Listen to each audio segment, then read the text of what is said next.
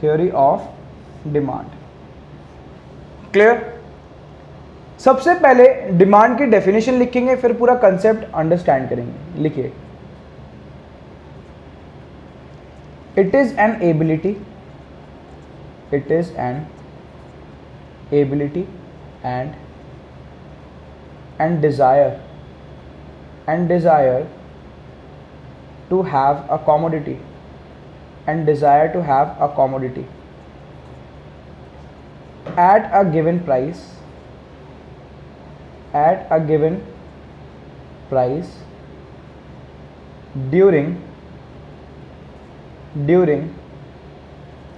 a given period, during a given period of time, during a given period of time। ठीक है ना भाई?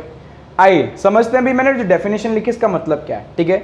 एक बार मैं डेफिनेशन रीड करके बता देता हूँ। मैंने लिखा it is an ability and desire to have a commodity at a given price during a given period of time. इस बात का मतलब क्या है, आइए देखते हैं। मैं कह रहा हूँ आज आपके सामने मैं 3 वर्ड लिखने जा रहा हूँ। कौन कौन से 3 वर्ड? पहला वर्ड है डिजायर, दूसरा वर्ड है वांट, और तीसरा वर्ड है डिमांड। तीसरा वर्ड क्या है? डिमांड। जल्दी से मुझे तीनों वर्ड का मीनिंग बताइए। अगर मैं इंग्लिश में यूज़ करूं, क्या तीनों वर्ड को मैं इंटरचेंजेबली यूज़ कर सकता हूं? हाँ। डिज़ायर का मतलब चाहना, वांट का मतलब भी चाहना या मांगना, ठीक है ना, डिमांड का मतलब भी मांगना। तो मैं देख रहा हूं अगर मैं इंग्लिश में यूज़ करूं तो मैं इंटरचेंजेबली यूज़ कर सकता हूं, बट इकोनॉमिक्स में तीनों का मीनिंग एक दूसरे से बहुत ज़्यादा अलग है, ठीक है ना। अब ज़रा आइए इस बात का मतलब क्या समझते हैं। मैं कह रहा हूँ मेरे को अगर किसी चीज़ की सिर्फ नीड है, क्या है, मेरे को सिर्फ उस चीज़ की नीड, पैसे वैसे को मुझे पता नहीं मेरे पास है या नहीं, बट मुझे दिख रहा है कि हाँ मेरे को ये चीज़ चाहिए, ठीक है, नीड है, तो अभी सिर्फ पता है मेरी क्या है, अभी सिर्फ वो मेरी डिज़ायर है। क्या है? डिज़ायर। फॉर एग्जाम्पल मान लीजिए मेरा कल एग्जाम और मेरे को रिस्ट वॉच की ज़रूरत है। किसकी ज़रूरत है? रिस्ट वॉच की। अब मैं कह रहा हूँ मेरे को ज़रूरत है ना, तो ज़रूरत है, अभी वो सिर्फ मेरी डिज़ायर है। क्या है? डिज़ायर है, दैट इज़ नीड। मैं अपने फादर के पास गया और मैंने फादर से बोला देखिए फादर मेरे को नीड है। फादर ने बोला किस चीज़ की नीड है? मैंने बोला मेरे को रिस्ट वॉच चाहिए। क्या चाहिए? Wrist watch. फादर ने बोला क्यों? मैंने बोला कल मेरा एग्ज़ाम है। पापा ने बोला अच्छा। पापा ने बोला लो बेटा पैसे, लो बेटा पैसे। मुझे बताइए मेरे पास नीड थी? हाँ। आज नीड को फुलफ़िल करने के लिए मेरे पास पैसे आ गए? हाँ। तो मुझे बताओ ये डिज़ायर पता किस में कन्वर्ट हो जाएगी? डिज़ायर कन्वर्ट हो जाएगी वांट में। किस में कन्वर्ट हो जाएगी? वांट में कन्वर्ट हो जाएगी। आज वो डिज़ायर नहीं रही बेटा, आज वो पता है किस में कन्वर्ट हो गई? वांट में, क्योंकि आज मेरे पास डिज़ायर को फुलफ़िल करने के लिए, नीड को फुलफ़िल करने के लिए पैसा आ चुका है, ठीक है ना। सर क्या पैसे को कुछ और भी बोल सकते हैं? हाँ बेटा, एबिलिटी बोल सकते हो, और भी कुछ बोल सकते हैं। हाँ सर, मीन्स भी बोल सकते हैं आप इसको। क्या बोल सकते हैं? मीन्स, एक ही बात है, ठीक है ना। तो मैं बोल रहा हूँ जब मेरे पास नीड प्लस एबिलिटी आ गई तो वो क्या है? वो वांट है। अब मैं वो पैसे अपने पास रख के बैठा रहूँ, मुझे बताओ क्या डिमांड हो जाएगी? नहीं। तो डिमांड के लिए मुझे क्या करना पड़ेगा? मैं कह रहा हूँ मेरे पास नीड तो है, नीड थी, वेरी गुड। क्या मेरे पास पैसा आ गया था? दैट इज एबिलिटी आ गई थी। हाँ, एबिलिटी भी आ गई थी आपके सर, आपके पास। और मैं कह रहा हूँ मेरे को आज क्या करना पड़ेगा? आज मार्केट में जाके खर्चा करना पड़ेगा, एक्सपेंडिचर करना पड़ेगा, है ना। मैं कह रहा हूँ वो वॉच कैसे आएगी? आज मैं मार्केट में जाऊँगा, खर्चा करूँगा, तभी तो वो वॉच लेके आऊँगा। और अगर मैं खर्चा करके वॉच लिया तो आज डिमांड हो जाएगी। हाँ, बट उस खर्चे को हम क्या बोलेंगे? उस खर्चे को हम बोलेंगे विलिंगनेस। क्या बोलेंगे? Willingness, willingness to purchase, willingness to purchase. मुझे बताओ आज क्या मुझे विलिंगनेस शो करनी पड़ेगी? हाँ बेटा, आज मुझे विलिंगनेस शो करनी पड़ेगी। मेरे को दिखाना पड़ेगा कि मैं वॉच खरीदना चाहता हूँ, मेरे को खरीद के लेके आनी पड़ेगी। मैं कह रहा हूँ यानी डिमांड के अंदर 3 चीज़ का होना ज़रूरी है। बताओ क्या क्या? एक तो है आपकी नीड, दूसरा बताओ क्या है? दूसरा है एबिलिटी, तीसरा बताओ क्या है? तीसरा है विलिंगनेस। यानी डिमांड के अंदर 3 चीज़ का होना ज़रूरी है। नीड को सर क्या हम डिज़ायर बोल सकते हैं? बेटा नीड और डिज़ायर एक ही बात होती है, नीड और डिज़ायर एक ही बात, ठीक है ना। सर क्या एबिलिटी भी होनी चाहिए? हाँ बेटा, आपके पास पैसा होना चाहिए, एबिलिटी होनी चाहिए। उसके बाद सर क्या आपको विलिंगनेस शो करनी पड़ेगी? हाँ, आपको विलिंगनेस शो करनी पड़ेगी कि आपको प्रोडक्ट खरीदना है। समझ में आ गई बात? तो मैं उसको क्या बोलूँगा? मैं बोलूँगा आज आपने डिमांड करी है। क्या करी है? डिमांड। यानी डिमांड है क्या? It is an ability. Demand क्या है? It is an ability. देखो क्या लिखा है मैंने ऊपर, आइए दूसरे कलर से मार्क करते हैं इसको। देखिए मैंने क्या लिखा, it is an ability and desire. यानी डिज़ायर का मतलब था नीड, डिज़ायर का मतलब है नीड, और एबिलिटी तो मैंने यहाँ लिखवा रखा है ability. It is an ability and desire to have a commodity at a given price. To have का मतलब क्या है? टू हैव का मतलब है विलिंगनेस, विलिंगनेस। आप बात समझ रहे हैं? मैं बोल रहा हूं, पता है क्या, it is an ability, demand क्या है? It is an ability and desire to have a commodity at a given price during a given period of time, given period of time. यानी डिमांड है क्या बेटा? डिमांड तीन चीज का combination है। एक तो है पहला आपकी नीड, दूसरा है आपके पास पैसा होना चाहिए, एबिलिटी, तीसरा क्या है? तीसरा है विलिंगनेस। यानी तीन चीज का कॉम्बिनेशन है डिमांड, ठीक है ना? दैट इज नीड होनी चाहिए, एबिलिटी होनी चाहिए एंड विलिंगनेस टू परचेज। अब बात समझ में आई? क्लियर है? तो डिमांड की डेफिनेशन क्लियर। डिमांड है क्या? It is an ability and desire to have a commodity at a given price during a given period of time. ये डिमांड की डेफिनेशन है। क्लियर? अच्छा एक बात, चलिए इस बात को एक एग्जाम्पल और लेके समझते हैं, ठीक है ना? मैं कह रहा हूँ बेटा मुझे बहुत तेज़ भूख लगी है आज। क्या लगी है मुझे? बहुत तेज़ भूख। मुझे बताओ भूख लगी है, क्या मुझे नीड है खाने की? खाने की नीड है। और मैं कह रहा हूँ मेरे को नीड है, तो ये नीड मेरी अभी सिर्फ क्या है? जल्दी से बताओ, जल्दी से। डिज़ायर। क्या है? सिर्फ मेरी अभी डिज़ायर। देखो जब नीड होती है तो सिर्फ वो क्या होती है आपकी? डिज़ायर।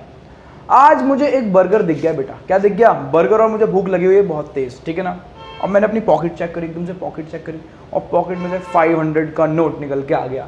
बताओ जल्दी से बेटा, आज नीड या डिज़ायर किस में कन्वर्ट हो गई? वांट में कन्वर्ट हो गई। क्या मैं उस बर्गर को खरीद सकता हूँ? हाँ खरीद सकता हूँ। आज मेरे पास परचेजिंग पावर आ चुकी है, आज मेरे पास एबिलिटी आ गई है, मीन्स आ गए हैं, पैसा आ चुका है उस बर्गर को खरीदने के लिए। आज डिज़ायर पता है किस में कन्वर्ट हो गई? किस में कन्वर्ट? जल्दी से बताइए। वांट में कन्वर्ट हो गई।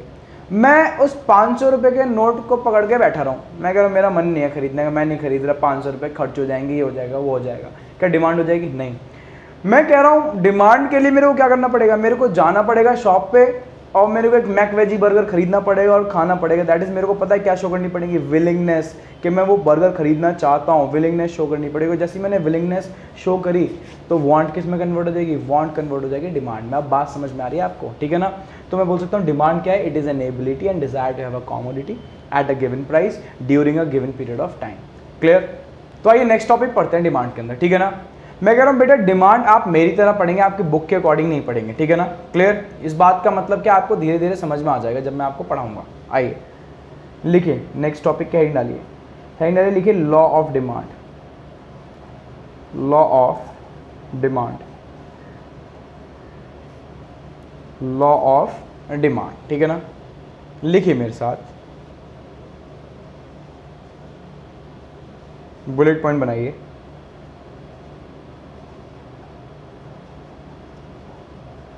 According to this law,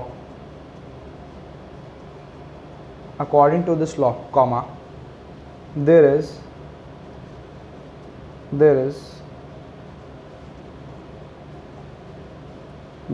negative, there is negative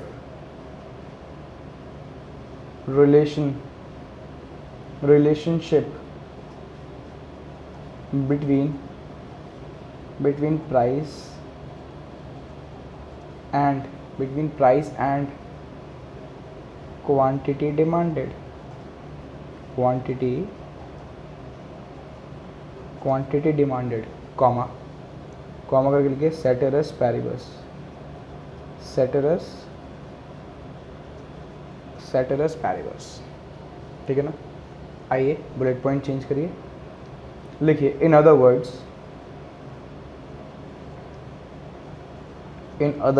comma, when price of the commodity increases, then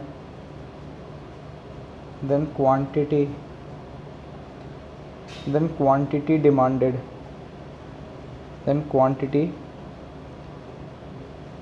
दोबारा लिखते हैं, then quantity demanded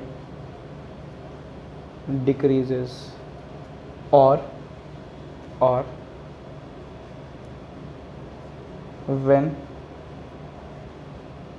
price of the commodity price of the commodity decreases, then quantity demanded,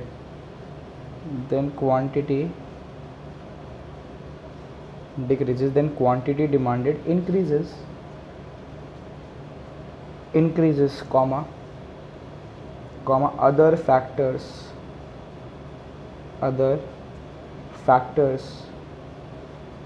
that affect demand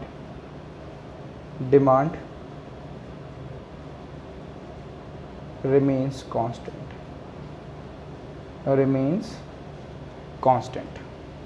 तो आइए समझते हैं इस बात को कि हमने लिखा क्या है, ठीक है ना। आइए ज़रा समझते हैं पूरी बात को।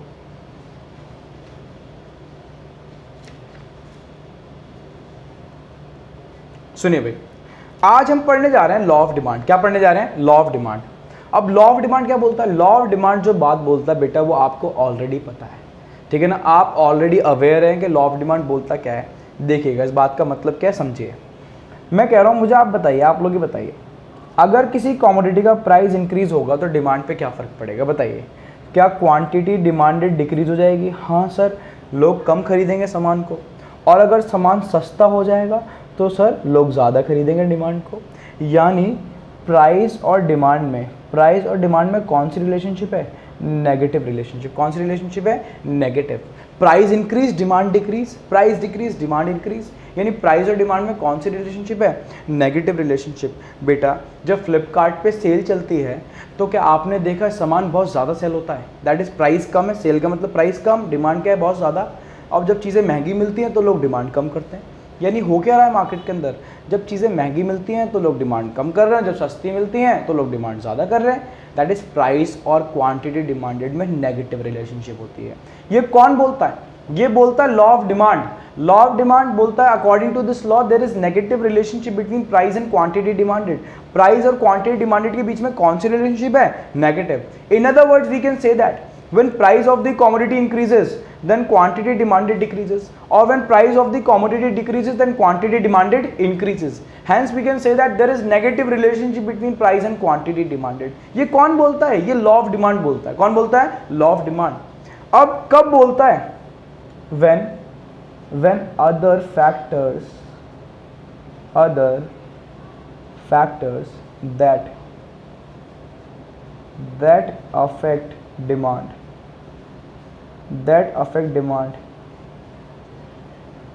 remains constant। अब इस बात का मतलब क्या है जरा सुनिएगा।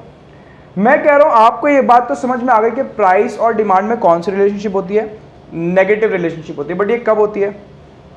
when other factors that affect demand remains constant। जब वो फैक्टर जो किसको अफेक्ट करते हैं? डिमांड को, वो क्या रहने चाहिए? कांस्टेंट रहने चाहिए।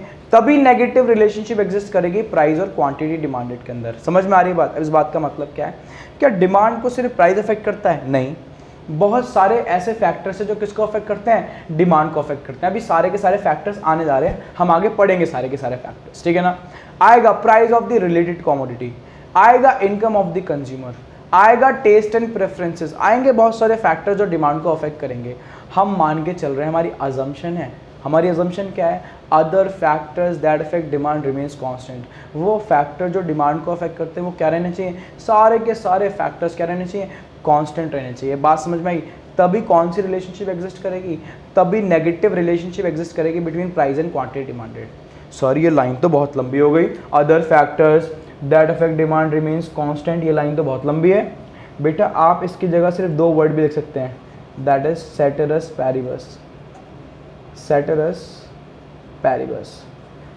अब आप सोच रहे होंगे सर सेटेरस पैरिबस, ये वर्ड तो सर आज तक हमने इंग्लिश में सुना ही नहीं, ठीक है ना बेटा। ये इंग्लिश लैंग्वेज का वर्ड है ही नहीं। ये पता है कौन सी लैंग्वेज का वर्ड है? ये है लैटिन का। किसका है? Latin language. सर आप लैटिन क्यों पढ़ा रहे हैं? क्योंकि बेटा इकोनॉमिक्स का ओरिजिन ही हुआ है वहाँ पे। तो मैं कह रहा हूँ जहाँ पे ओरिजिन हुआ है इकोनॉमिक्स का, वहाँ के कुछ लैंग्वेज के वर्ड उसके साथ आएंगे। तो इसलिए सेटेरस पैरिबस का मतलब क्या है? सेटेरस पैरिबस का मतलब है other things remains constant. Other factors that affect demand remains constant. अब आपको बात समझ में आई, ठीक है ना। तो यानी प्राइस और डिमांड में कौन सी रिलेशनशिप एग्जिस्ट करेगी बताइए, नेगेटिव रिलेशनशिप। ऐसा कब होगा, when other factors that affect demand remains constant. और इस पूरी बात को सिर्फ हम 2 वर्ड में निपटा सकते हैं, वो क्या, सेटरस पैरिबस। आइए ज़रा एक बार देख लेते हैं। इधर आइए, देखिए मैंने अंडरलाइन कर दिया है। देखिए, according to this law there is what, there is negative relationship between price and quantity demanded. Price और क्वांटिटी डिमांड में कौन सी रिलेशनशिप है, नेगेटिव। कब है, सेटरस पैरिबस। सेटरस पैरिबस का मतलब other factors that affect demand remains constant. क्या इस बात को सर किसी और लैंग्वेज में लिख सकते हैं, हाँ बेटा देखो मैंने लिखवाया है। In other words, when the price of the commodity increases then quantity demanded decreases, और when price of the commodity decreases then quantity demanded increases. देखो सेटरस पैरिबस लिखा था यहाँ पे, देखो कॉमा लगा के लिखा है अदर फैक्टर्स, कॉमा लगा रखा, other factors that affect demand remains constant. वो फैक्टर जो डिमांड को अफेक्ट करते हैं वो क्या रहेंगे, कांस्टेंट। क्लियर। तो आइए अब हम शेड्यूल बनाते हैं, ठीक है ना। शेड्यूल और डायग्राम बना के देखते हैं। आइए लिखिए मेरे साथ, हेडिंग डालिए शेड्यूल। सर बहुत से लोग शेड्यूल को स्केड्यूल बोलते हैं। बेटा चाहे आप शेड्यूल बोलो चाहे स्केड्यूल बोलो, एक ही बात है। यहाँ लिखिए प्राइस 10, 11, 12, 13, 14, 15। उसके बाद देखिए यहाँ पे क्वांटिटी डिमांडेड, लिखिए यहाँ पे 20, 18, 16, 14, 12 और 10। क्या अब हमें इसका डायग्राम भी बनाना है, हाँ। आइए चलिए डायग्राम बनाते हैं। ये है हमारी वाई एक्सिस, ये है हमारी एक्स एक्सिस। वाई एक्सिस पे लेंगे हम प्राइस को और एक्स एक्सिस पे लेंगे हम क्वांटिटी डिमांडेड। क्या लेंगे, क्वांटिटी डिमांडेड, ठीक है ना। अब मुझे बताइए, जब प्राइस था 10 तो उस पर क्वांटिटी डिमांडेड कितनी थी, 20।